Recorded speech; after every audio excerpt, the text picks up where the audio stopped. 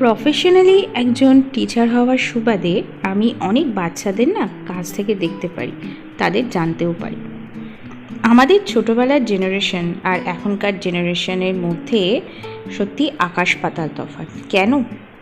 আমরা মা বাবার মার খেয়ে খেলাধুলা করে বড় হয়েছি। ফোন বলে যে একটা কোনো বস্তু আছে তা কখনোই আমরা জানতাম না।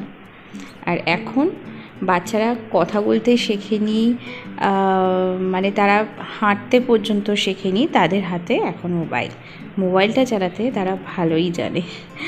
অনেক গার্জিয়ান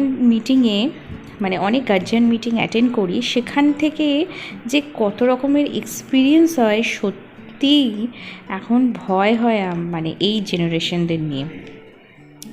অনেকের ধারণা মেয়ে থাকলেই বুঝি বাবা মায়ের অনেক চিন্তা, কিন্তু এটা একদমই ভুল। ছেলে কি আর মেয়ে কি, চিন্তা কিন্তু সত্যি থেকেই যায় তাদের ভবিষ্যৎ নিয়ে, তাদেরকে বড় করা নিয়ে। আর আজকাল আমরা চারপাশে যা হতে দেখছি, যা শুনছি, তা থেকে কিভাবে যে নিজেদের সন্তানদের সামলে রাখবো, এটা একটা বিশাল বড় চ্যালেঞ্জ।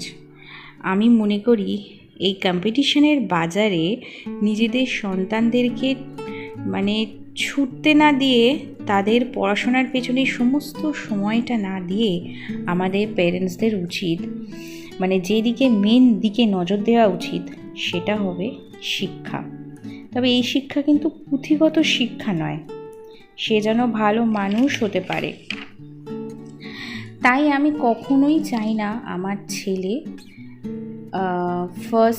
ক্লাসে ফার্স্ট হোক বা সব কিছুতেই ফার্স্ট হোক, ভালো চাকরি পাক।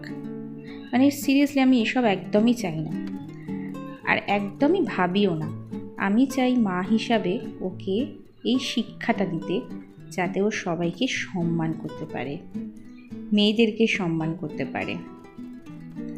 তাদের ভালো থাকার মধ্যেই তো আমাদের ভালো থাকা, তাই না?